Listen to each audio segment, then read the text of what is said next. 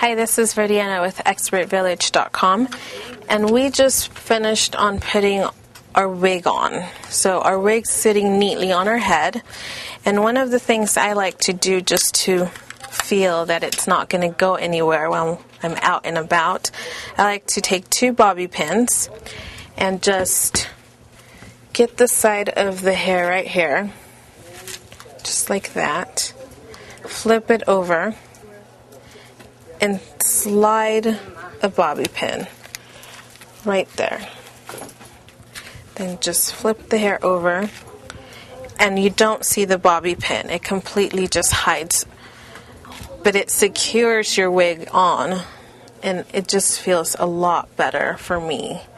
Then I do the same thing to the other side. I just grab it, flip it over, slide the bobby pin in there, flip it back down, and you can see that you're not going to see the bobby pin, so no one's going to be able to tell what you've done, and it'll hold it and make it really secure for you.